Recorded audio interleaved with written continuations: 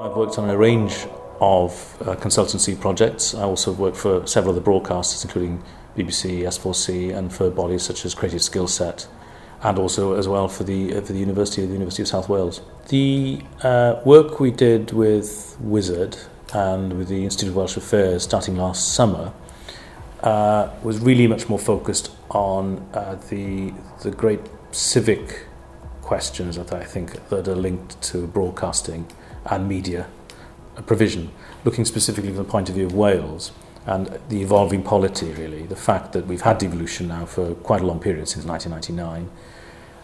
But it seems to me that there's a paradox, because as the pace of devolution accelerates, the coverage of life in Wales is diminishing. And we've got a real problem, I think, because we could end up in a situation where we have very uninformed citizens. The Institute of Welsh Affairs, for example, in some research found that over 50% of people in, say, in Cardiff didn't know that responsibility for health was a matter that had been devolved. It was a matter for the Welsh Health Minister. They thought it was a matter just for the Westminster government. So really, if you've got that fairly basic level of lack of information, it has quite profound implications, really, for how life in Wales will develop. The media's got a role in that. It's not just the media. I think that the media needs to work with politicians and with civic society, really, to develop and to fill that information gap. And the Wizard grant is important in this context, because what Wizard enabled us to do was to take a bit of an overview of how policy has developed over the last decade. But in that time, there's actually been a lot of debate through a whole host of agencies and public bodies at a political level, both at Westminster and in Cardiff Bay, and also through at an academic level as well, and a number of independent bodies. So traditionally in Wales, people are very adversarial. They do their research, they write their report, and they publish it.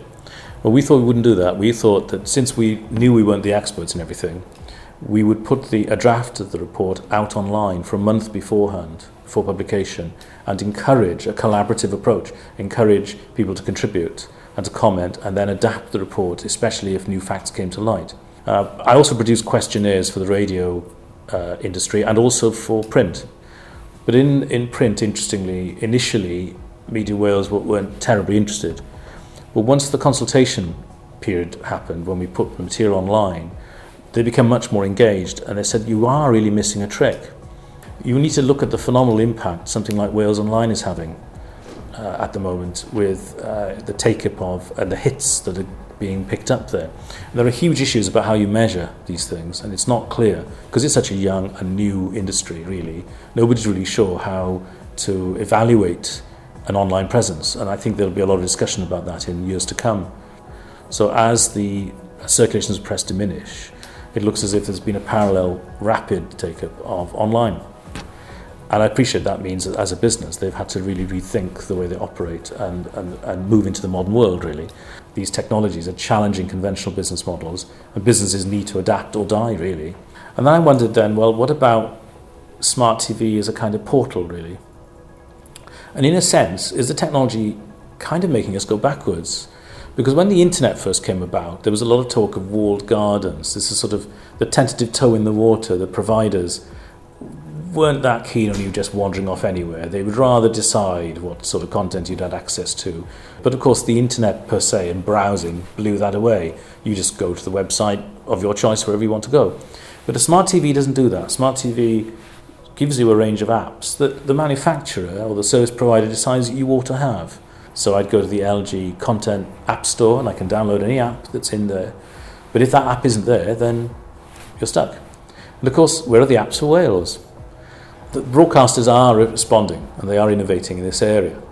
And at the moment, if you look at the apps that are being produced by broadcasters, or that are being used by viewers, actually iPlayer is still up there as being the most greatly used app at the moment. I thought it was therefore a brilliant coup, really, by S4C that they agreed with BBC to also be available on the iPlayer. That's really important. S4C has its own app, of course, which is Click, but they don't have the muscle on their own to develop versions of Click for every smart TV, which the coding is different for every manufacturer. Click is available on a lot of platforms. S4C is available on something like 60 different digital platforms when you start adding it up, but there's still an awful lot of smart TV platforms out there where it just wouldn't be economically viable.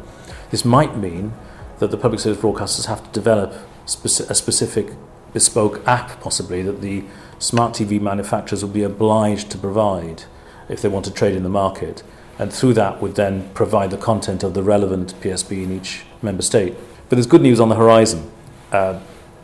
Freeview, in conjunction with Digital UK, are developing a YouView style app for the public service broadcasters.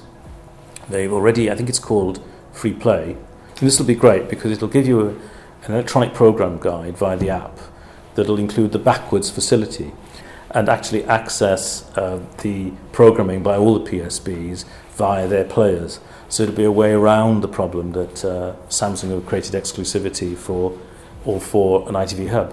Where that leaves Samsung, well, goodness knows, but this is the cutthroat kind of highly competitive world economy in terms of provision of services that we find ourselves in.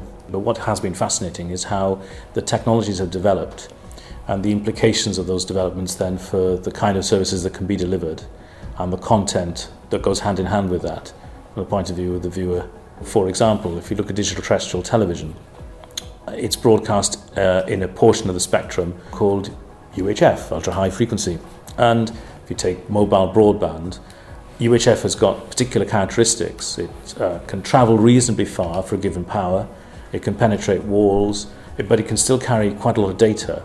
And that makes it a very attractive medium for mobile providers and broadband providers, as well as obviously for broadcasters. So the fight is on. And if you can see already how people like Freeview, Digital UK are taking up a position to defend digital terrestrial television using UHF to deliver television against the mobile providers who want to get their hands on it ready to deliver new and super fast services in terms of broadband. And they're winning. And it does beg the question as to how the viewers of the future will behave, really. Will they want capacity to look at on-demand services, television when they want to view it, and really not rely very much on live television other than for just news perhaps and sport?